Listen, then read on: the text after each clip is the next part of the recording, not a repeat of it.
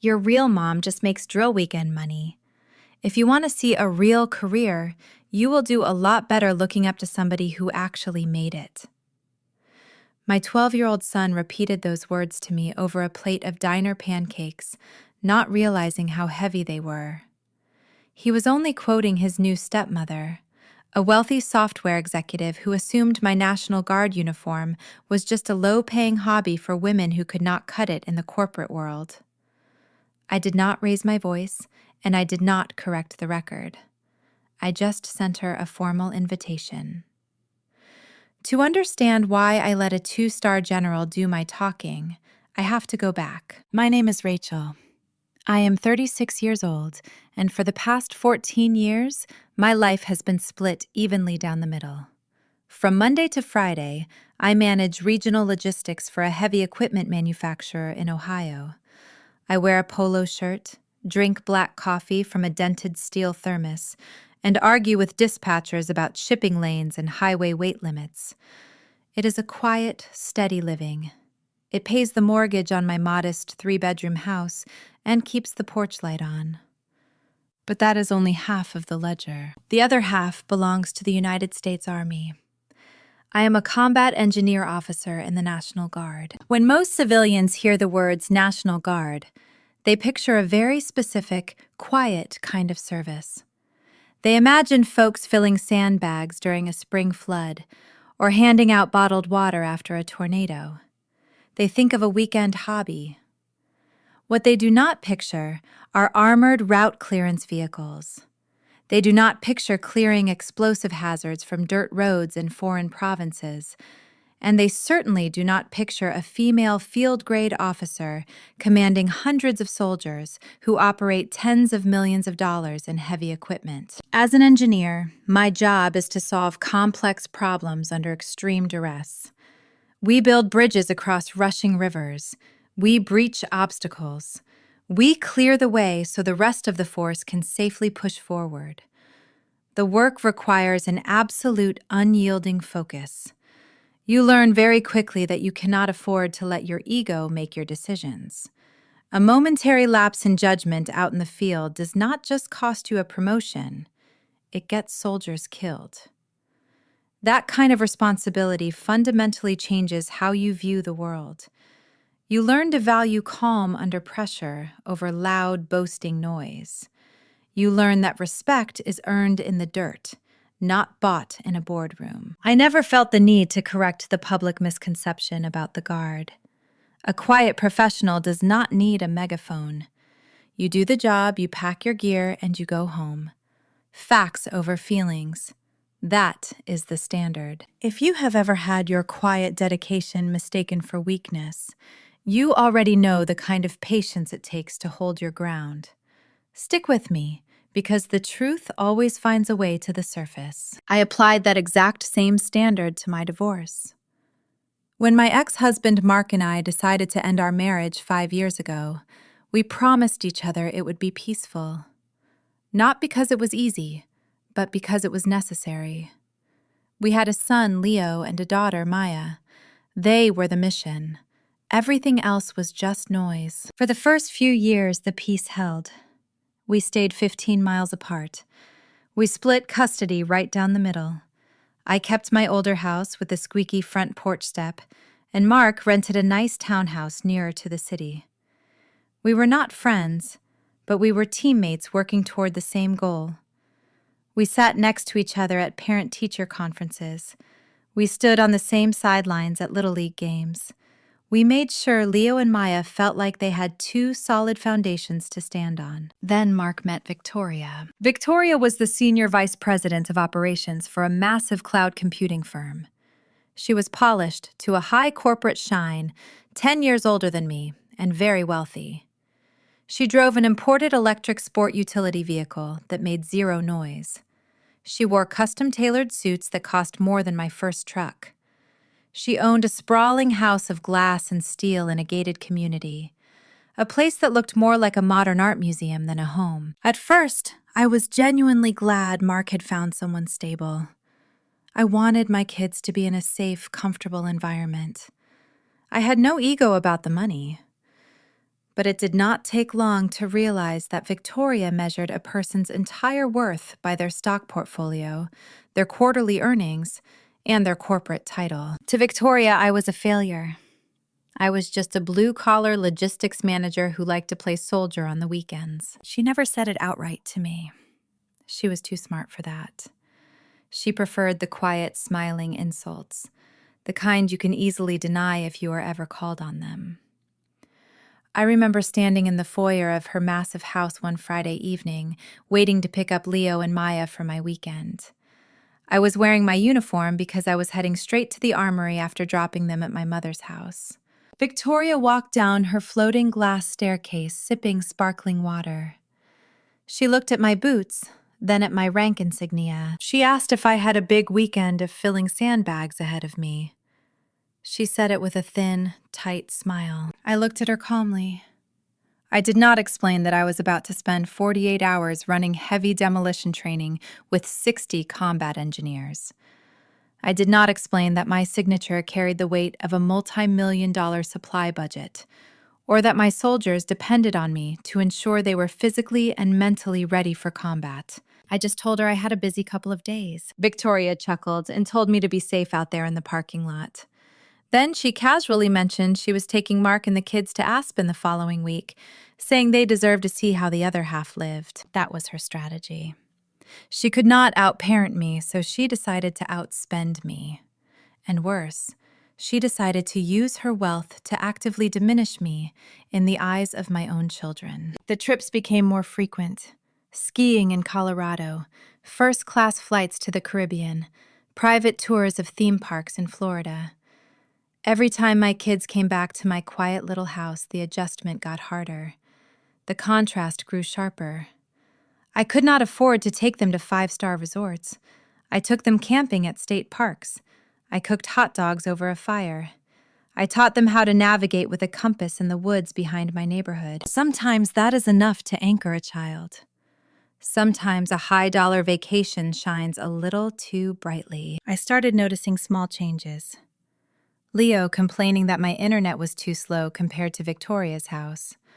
Maya asking why I drove a truck that smelled like dust and diesel fuel instead of a silent luxury car like her stepmother's. I absorbed it. In the military, you learn to absorb friction. You do not react to the first sign of contact. You gather intelligence. You wait. Slow is smooth, smooth is fast. But the friction was turning into a deliberate attack. Victoria was not just buying their affection. She was planting seeds of disrespect. She was teaching them that my life of service, my civilian job, my quiet discipline meant absolutely nothing because it did not come with a private club membership. The turning point came on a cold Sunday night in November. The kids had just returned from a 10-day trip to Hawaii with Mark and Victoria. My drill weekend had just wrapped up, and I was exhausted. My boots were caked in freezing mud. I had barely slept in 2 days. I stood in my hallway watching 10-year-old Maya drag her designer suitcase into her bedroom. I leaned against the doorframe, trying to muster a warm smile. I told her welcome home and asked how the beach was. Maya did not look up from her suitcase. She pulled out a souvenir shirt, folded it neatly, and set it on her bed. She said it was perfect and that Victoria had rented a private yacht. I told her that sounded amazing. She finally turned to look at me. Her young face was completely serious, echoing a conversation she clearly was not meant to repeat. She asked me why I did not have a real job. She said Victoria told them my weekend army thing was just pretend, and that successful women go to an office and make real money. Silence. In the span of 5 seconds, the reality of Victoria's quiet war snapped fully into focus. I did not raise my voice. I did not kneel down and angrily tell my 10-year-old daughter that she was being manipulated. Children that age do not understand the subtle poison of adult insecurity. They just see who has the biggest swimming pool. They hear a confident executive in a custom suit telling them how the world works, and they believe her. I simply told Maya that her souvenir shirt looked great, kissed her on the forehead, and shut her door. Then I walked into my kitchen, leaned heavily against the counter, and stared out the window into the dark. In my line of work, when you discover a buried explosive hazard in the road, you do not kick it.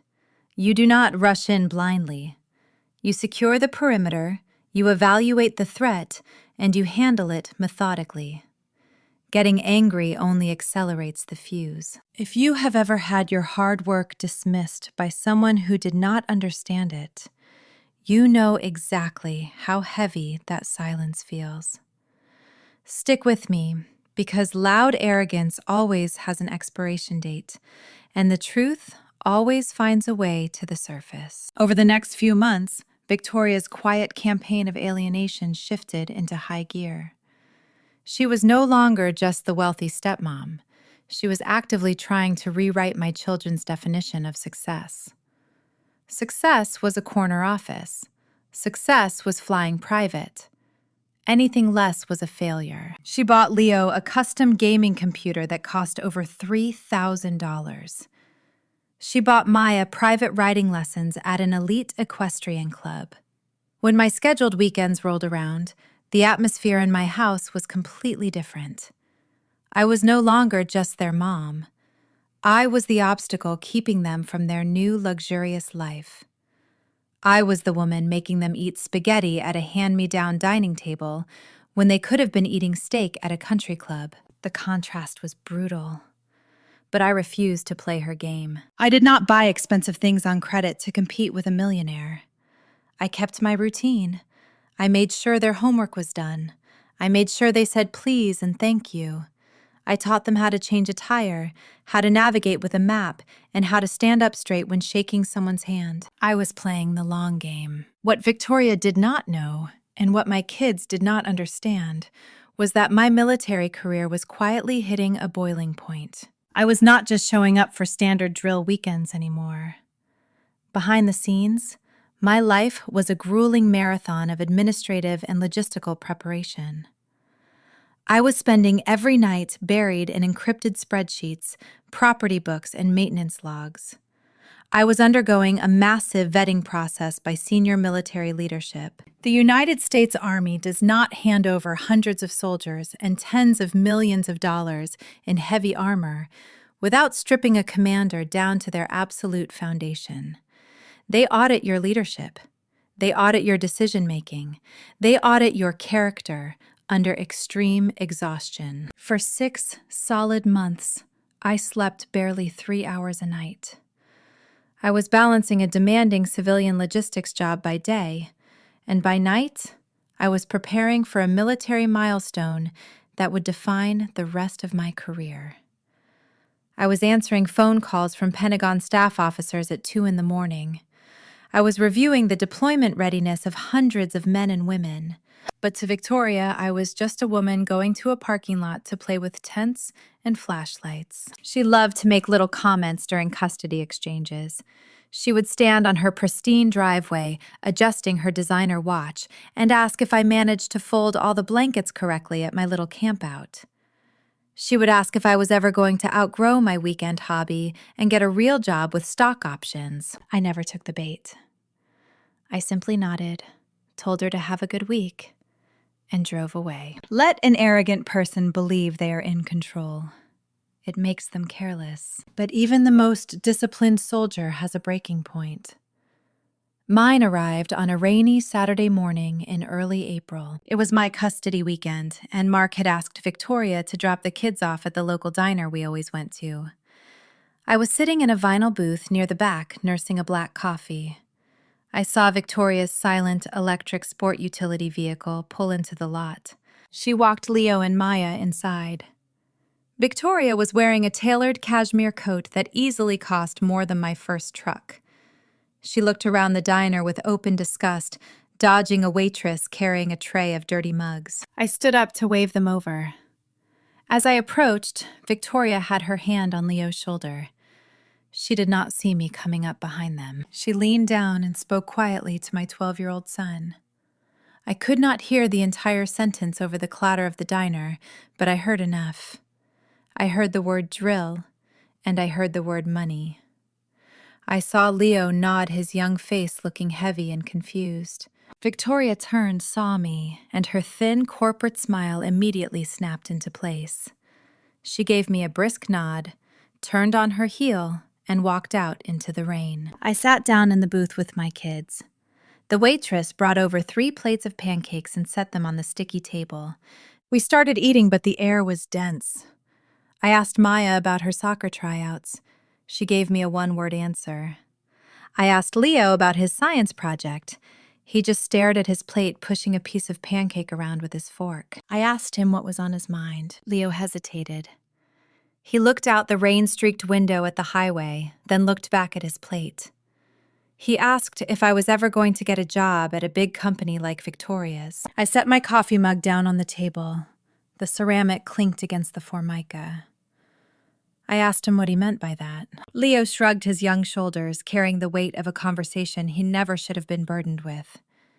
He finally looked up at me, his eyes a mix of defiance and pity. "Your real mom just makes drill weekend money," he said, repeating the exact words his stepmother had just planted in his head. "If you want to see a real career, you will do a lot better looking up to somebody who actually made it." Silence. The clatter of the diner seemed to fade completely into static. In the span of 5 seconds, the reality of Victoria's war was laid bare. My own son, the boy I had taught to walk, the boy I had taught to throw a baseball, casually dismissing my entire life of service and hard work because a woman with a larger bank account told him to. My chest was tight. A hot, heavy wave of anger crashed against my ribs. Every instinct I had wanted to walk out the front door, drive straight to Victoria's glass house, and drag her out onto her manicured lawn. But anger is not a strategy. Anger is a loss of control. I looked at Leo. I did not raise my voice. I knew exactly what I had to do. I reached across the table and picked up my coffee mug. The ceramic clinked lightly against the formica. I took a slow sip, keeping my eyes locked on Leo. He was bracing for an explosion. He expected me to get defensive, to raise my voice, to desperately defend my paycheck or attack his wealthy stepmother. I did not do any of those things. Discipline is choosing what you want most over what you want right now.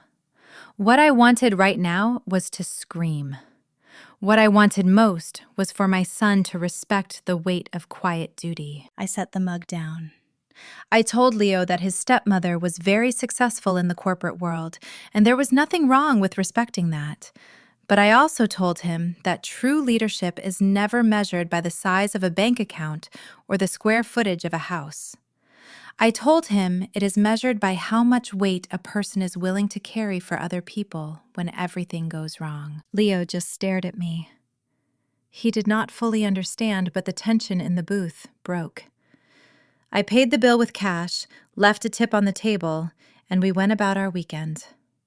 I did not mention Victoria's name again. I was not going to argue with a 12-year-old boy, and I was certainly not going to argue with a woman who measured her own worth by tearing down mine. Sometimes you fight back.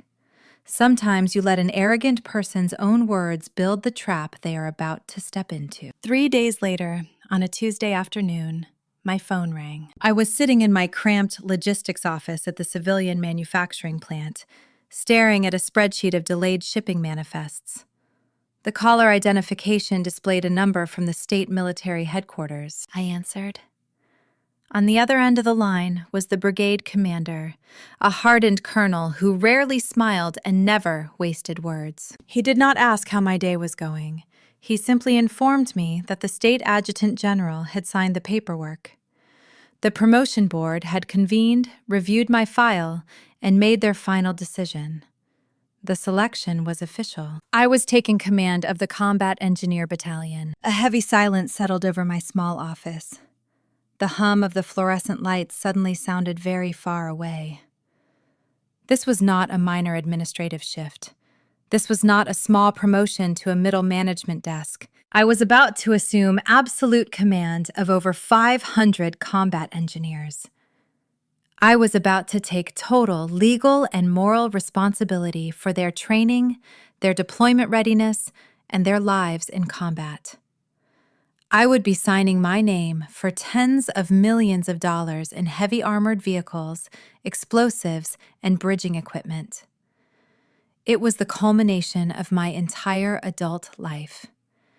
An absolute mandate of trust from the United States military. The colonel told me the change of command ceremony was scheduled for the first weekend in June at the main base downstate.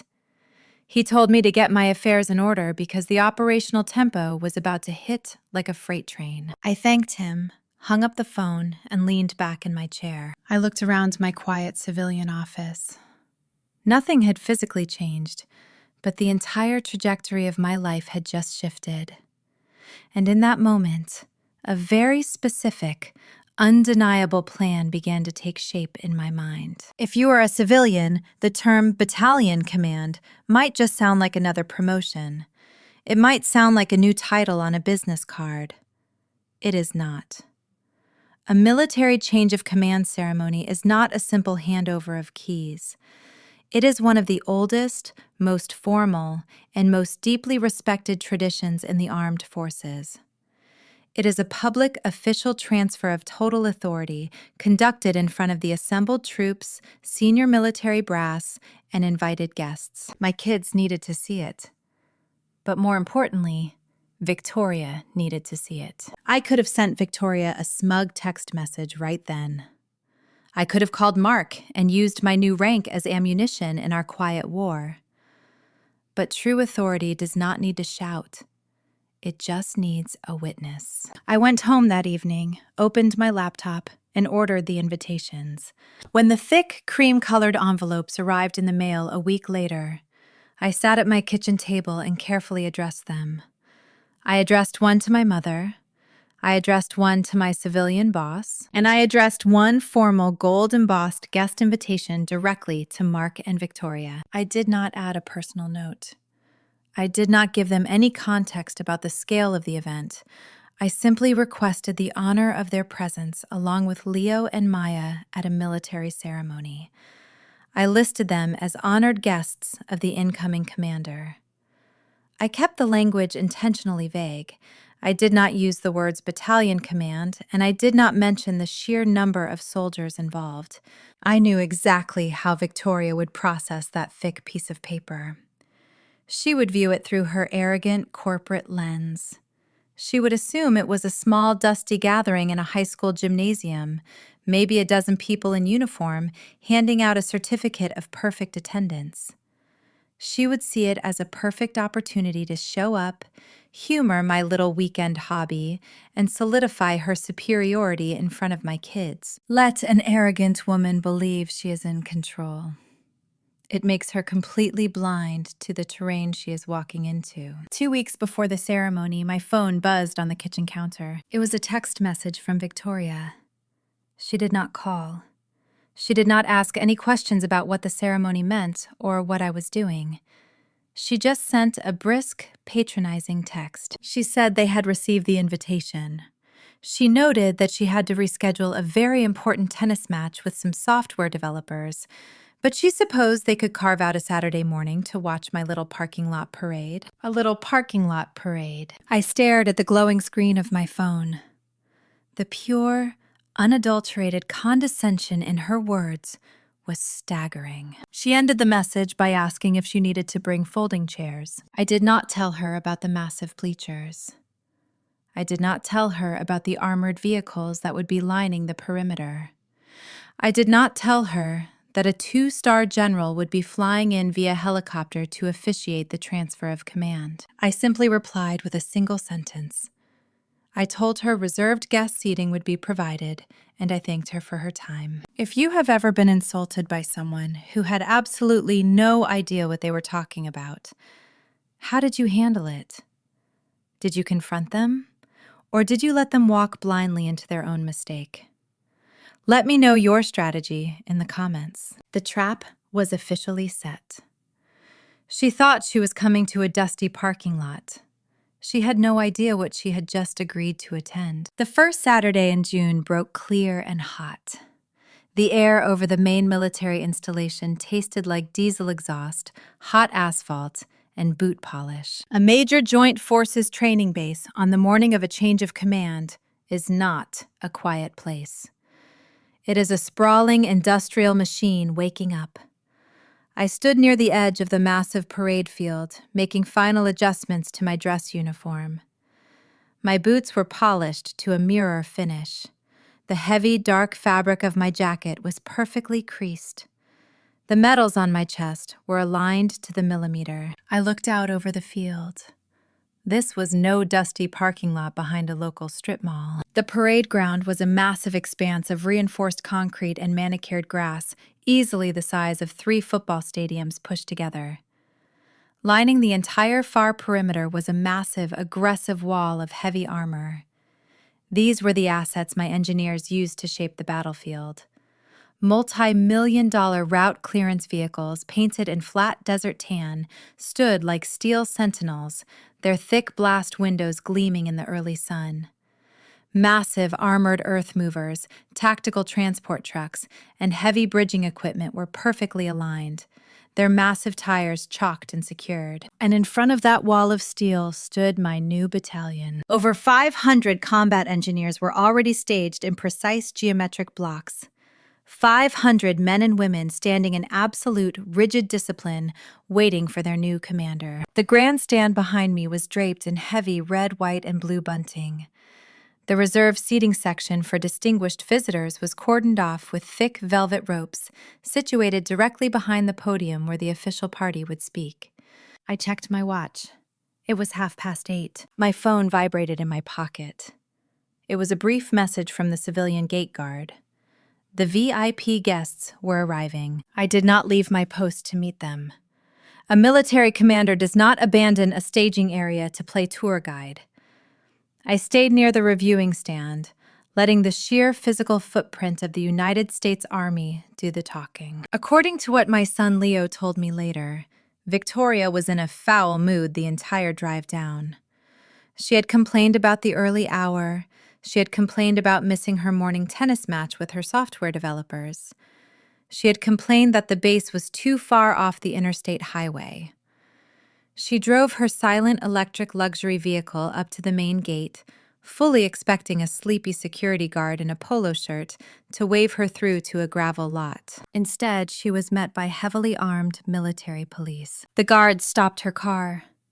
They did not smile at her custom designer suit. They checked her identification against a strict security manifest. They directed her through a maze of concrete blast walls and razor wire. The silent, smooth luxury of Victoria's corporate life abruptly vanished, replaced by the rigid, unsmiling reality of a secure federal military installation. When Victoria finally parked in the designated VIP lot near the field, an enlisted soldier in full dress uniform approached her vehicle. The soldier sharply saluted. The vehicle opened the door for Mark and politely informed them he was their official escort to the incoming commander's reserved seating area. Victoria stepped out of her car. She looked completely out of place dressed for a Sunday brunch at a country club suddenly surrounded by the raw machinery of war. I was standing near the grandstand when they crested the small hill leading to the seating area. I watched Victoria's face as the true scale of the event finally hit her. She stopped walking. The smug, condescending smile that she usually wore like armor completely evaporated. She stared at the 500 combat troops standing in perfect, silent blocks. She stared at the massive wall of armored earth movers and tactical trucks that stretched out for hundreds of yards. She stared at the massive American flag snapping in the wind high above the field. Leo and Maya walked beside her. Their young eyes were wide, taking in the sheer imposing size of the operation. This was not the weekend hobby they had been told about. This was an undeniable display of power, discipline, and heavy machinery. Leo pointed at a massive 30-ton clearance vehicle, looking up at Victoria with a question on his face. Victoria did not answer. She just stared straight ahead, her jaw locked tight. The escort led them to the very front row of the VIP section. Mark looked nervous, suddenly hyper-aware of the formal military brass surrounding him. Colonels and command sergeants major were taking their seats nearby, their chests covered in combat decorations. Victoria sat down in a heavy wooden chair bearing a brass nameplate. She gripped her knees.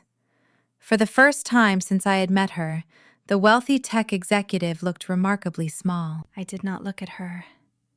I did not acknowledge her shock. I kept my eyes focused straight ahead, waiting for the ceremony to begin. The time for words had passed.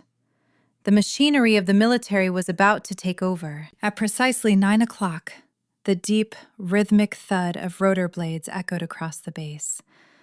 A black utility helicopter banked sharply over the tree line and descended rapidly, kicking up a massive cloud of dust near the edge of the parade field. The presiding officer had arrived. He was not a local politician. He was not a mid-level corporate manager. He was a 2-star general who commanded the state's entire military force. The general stepped out of the helicopter, a tall, imposing man, wearing a uniform covered in combat ribbons. He walked toward the reviewing stand, carrying an air of absolute, unquestionable authority. The booming voice of the battalion adjutant suddenly echoed across the massive field through the public address system. He ordered the massive formation to attention. The command tore through the hot air. In perfect, terrifying unison, 500 pairs of heavy boots snapped together on the concrete. The sound was like a single, massive gunshot rolling across the field. The sheer physical force of the movement vibrated through the metal bleachers. I saw Victoria physically flinch, her shoulders jumping toward her ears. The general took his position at the podium, adjusting the microphone. He looked out over the massive formation of troops, and then he turned his gaze directly toward the VIP section, where Victoria was sitting in stunned silence. The official record was about to be opened. The ceremony began with the publication of the official orders. The adjutant stood tall, his voice steady and amplified across the sprawling field. He read the bureaucratic language that officially removed the outgoing commander from his position. Then the outgoing commander stepped to the heavy wooden podium. He was a seasoned officer who had led the battalion through multiple overseas deployments. He spoke directly to the 500 combat engineers standing rigid on the concrete, but his voice boomed over the public address system, echoing off the metal bleachers. He did not offer light-hearted pleasantries. He spoke in the blunt, uncompromising language of the military profession. He thanked the troops for their sweat, their absolute discipline, and their courage. He talked about missions executed in punishing heat. He talked about the dangerous work of moving earth and clearing explosive hazards under hostile conditions across foreign provinces. Then he turned slightly and looked past my shoulder directly at the distinguished visitor section. He stated for the entire assembly to hear that he was handing over absolute responsibility for 500 warfighters and over $80 million worth of heavy armored equipment to a commander he trusted with his own life. $80 million. 500 soldiers. I kept my face entirely neutral. I did not shift my weight. I did not look at Victoria, but I could feel the sudden crushing weight of those numbers settling over the front row. Victoria was a person who built her entire identity on corporate budgets and stock options. She was suddenly being forced to compare her pristine spreadsheets to a massive military machine operating on a scale she could barely comprehend. You cannot buy your way out of facts. You cannot write a check to dismiss reality. When the outgoing commander finished, the 2-star general stepped up to the microphone. The heat rising off the concrete was intense, but nobody moved. 500 soldiers stood locked at attention, completely still, the silence broken only by the snapping of the massive American flag overhead. The general did not speak in vague corporate platitudes. He leaned into the podium, adjusted his notes, and spoke about the immense, crushing weight of battalion command. He stated that the civilian world rarely understands the burden an officer carries when they accept a unit's colors. He explained that a corporate executive might sign a massive financial contract, but a military commander signs for human lives. He said that the woman standing before them was not just taking a promotion, and she certainly was not just engaging in a weekend hobby. She was accepting a mandate to train these men and women for war and to bring them home safely. Then the general began to read my operational history into the official record. He detailed the long, exhausting administrative vetting process I had just survived. He listed my previous deployments to hazardous zones, describing the extreme pressure of clearing routes while under direct fire. He explicitly noted that I managed a demanding civilian logistics career while simultaneously shouldering the silent, heavy duties of a field-grade military officer. He made it completely, undeniably clear that this position was not handed out to part-time amateurs. It was earned through grueling, relentless sacrifice. He stated that true wealth in this world is not measured by stock options or luxury vehicles, but by the number of people who will follow you into the dark when everything else fails. Every single word the general spoke acted like a heavy strike against the fragile glass house of Victoria's arrogance. She had told my kids I just played campout in a parking lot. The general told them I was responsible for $80 million in heavy armor. She had told my kids my military service was just a low-paying hobby. The general told them I held the absolute trust of the United States military to command 500 highly trained soldiers. She had told my son I only made drill weekend money. The general was standing in front of heavy armored vehicles, talking about the priceless value of human life under my direct command. The contrast was absolute. It was a complete public reckoning delivered not through anger or shouting, but through cold, unyielding facts. A small correction becomes a collapse of an arrogant woman's entire story. If you have ever had to sit silently while someone else dismantled a liar's narrative for you, you know how incredibly satisfying that kind of quiet justice can feel. Tell me about your moment in the comments below, because some victories do not require you to raise your voice at all. The general finished his speech, stepped back from the podium, and signaled for the formal passing of the colors. The battalion command sergeant major, a massive man with 30 years of combat experience, marched forward, carrying the heavy battalion flag. The unit colors represent the soul of the organization, the physical embodiment of the commander's authority. He handed the flag to the outgoing commander. The outgoing commander turned and handed it to the general. The general turned, looked me directly in the eye, and stepped forward. I reached out and gripped the polished wooden staff. The weight of the fabric settled in my hands. In that single, silent moment, the transfer of absolute authority was complete. I was legally and morally the commander of the Engineer Battalion. I handed the flag back to the sergeant major.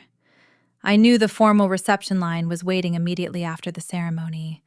I knew Victoria would have to walk right past me, shake my hand, and finally look me in the eye. But first, I had to address my soldiers. I leaned into the microphone. The stadium was dead silent. I had absolute command of the moment, and I knew exactly what I was going to say. The only sound was the heavy canvas of the massive American flag snapping in the hot June wind overhead. I had the absolute attention of every single person on that parade field. When you hold the high ground, you do not need to fire a shot to prove you control it. A petty person might have looked directly at the arrogant tech executive sitting in the front row and made a smug remark about corporate salaries or drill weekend money. I did not do that. To acknowledge her insults from the podium of a military command ceremony would have validated her childish game. Instead, I looked straight out at the 500 combat engineers standing perfectly rigid on the sun-baked concrete. I kept my voice calm, steady, and low. I told them that accepting this guidon was the single greatest honor of my professional life. I told them that the standard for this battalion would always be absolute discipline, because discipline is what brings soldiers home alive. I promised them that I would never demand a sacrifice from them that I was not fully prepared to make myself. I told them that leadership is not about issuing orders from a comfortable chair, but about standing in the dirt, carrying the heaviest weight, so the rest of the team can move forward safely. Then I shifted my gaze to the cordoned-off section for distinguished guests. I met my children's eyes. Leo and Maya were watching me with a kind of intense, unblinking focus I had never seen from them before. I spoke directly to them. I thanked them for their patience. I told them that true respect in this world is never bought with a credit card, and it is never demanded through a loud voice. It is earned through quiet, relentless service to something much larger than yourself. I thanked them for understanding the missed birthdays and the long weekends when I had to put on this uniform. I told them that every hard choice I made was meant to set an example of duty for them to follow. I did not say a single word about money, corporate jobs, or stock portfolios. I simply let the undeniable reality of the morning stand entirely on its own. I finished my speech. I stepped back from the heavy wooden podium and rendered a sharp salute to the general. The adjutant ordered the massive formation to be dismissed. The sharp, violent snap of heavy boots echoed one final time across the concrete before the rigid blocks of soldiers broke apart. The ceremony was officially over. The formal reception was held inside the massive brick armory building adjacent to the field. In military tradition, an incoming commander stands at the head of a formal receiving line. Every guest passes through the line to shake hands and offer brief congratulations. I stood in the air-conditioned hall flanked by my senior enlisted advisors. For the first 30 minutes, it was a blur of firm handshakes, crisp salutes, and quiet words of respect from local civilian leaders and veteran officers. Then the line shifted, and my family approached. My civilian logistics boss shook my hand, looking around the massive hall in genuine awe, finally understanding why I was so exhausted on Monday mornings. Right behind him stood Mark, Leo, Maya, and Victoria. Leo reached me first. My 12-year-old son, the boy who just weeks earlier had sat in a diner booth and sadly repeated a wealthy executive's insult, looked completely transformed. He did not mention the money. He just reached out and shook my hand firmly like a young man. He looked at the heavy silver rank insignia pinned to my chest, and he told me that the ceremony was the most incredible thing he had ever seen. Maya stepped up and wrapped her arms tight around my waist. She asked if she could climb up into one of the big armored trucks parked outside. I smiled and promised her a personal tour as soon as the reception line finished. Mark stepped up next. He offered a small, polite smile. It was a complex expression of genuine respect, mixed with a clear understanding of the dynamic that had just permanently shifted. He congratulated me quietly, telling me it was a beautiful, powerful ceremony. Then it was Victoria's turn. She stepped directly in front of me. The wealthy, confident corporate executive who usually dominated every room she walked into looked completely lost. She glanced nervously at the 2-star general standing just inches away from me. She looked at the massive command sergeant major standing nearby, a man with 30 years of combat experience etched into his face. Victoria was entirely stripped of her corporate armor. There were no imported electric vehicles to hide behind. In this room, her wealth meant absolutely nothing. She could not purchase the kind of deep structural respect that permeated the hall. She extended her hand. Her movement was stiff and hesitant. Her palm was slightly sweaty. She tried to force a thin, polite smile, but her eyes were darting nervously around the room. She cleared her throat. She mumbled a very quiet, very brief congratulations. She did not call it a parking lot parade. She did not ask if I was filling sandbags. The smug condescension was entirely gone, replaced by a hollow, nervous realization that she was completely out of her depth. I took her hand. I did not squeeze it aggressively to try and physically intimidate her. I simply shook her hand firmly, looking her dead in the eye with a calm, composed expression. I told her I appreciated her making the long drive down to support the children, and I thanked her for her time. I released her hand and immediately turned my attention to the next soldier in line, a young engineer lieutenant waiting to introduce himself. I completely dismissed Victoria. I did not give her a chance to recover her footing. In that single brief exchange, the quiet war was permanently over. Not because I had raised my voice, but because Victoria realized that no amount of money could ever buy the kind of authority she had just witnessed. She realized how dangerously close she had come to embarrassing herself beyond repair by mocking a world she knew absolutely nothing about. She quietly moved down the line out of place and out of words, blending silently into the crowd near the catering tables. That was the last time Victoria ever made a disparaging comment about my military service. She stopped making quiet jokes about my paycheck during custody exchanges. She stopped trying to buy my children's respect by tearing me down. She was polite, brief, and remarkably quiet whenever I pulled my older, dusty truck into her pristine driveway. More importantly, my children never questioned the value of my work again.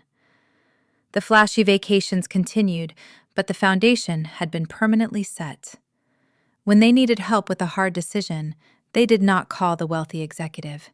They called their mother. They knew exactly where to find solid ground. Sometimes people will look at your quiet dedication and mistake it for weakness. Sometimes they will look at your humble car, your modest house, or your simple routine, and they will assume you are standing still because you lack ambition. They will try to measure your life using their own shallow metrics, judging your success purely by the noise they make and the money they spend. When that happens, the hardest thing in the world is to stay silent. The instinct is to fight back immediately to prove your worth, to raise your voice and drag them down into a petty argument. But true respect is never won in a shouting match. You win by quietly doing the work. You win by maintaining your discipline and building a foundation so deep and so solid that when the truth finally comes out, it completely shatters their fragile narrative without you having to throw a single punch. Hold your ground. Do not let arrogant people define your value. Let them build their house of cards. Just make sure you are standing on solid rock when it falls. If this story resonated with you and you appreciate the value of quiet discipline over loud arrogance, hit the subscribe button right now. Your support keeps these stories coming every single week. In the comments below, tell me about a time you let your actions do the talking when someone doubted your hard work. Did you think I handled the confrontation with Victoria correctly? Or would you have said something to her directly at the reception? Let me know. I read every single comment. Stick around because the next story is about a junior vault auditor who uncovered a massive discrepancy in a wealthy family's trust documents and the explosive board meeting that followed. Until next time, stay steady, focus on the mission, and never let anyone else define your standard.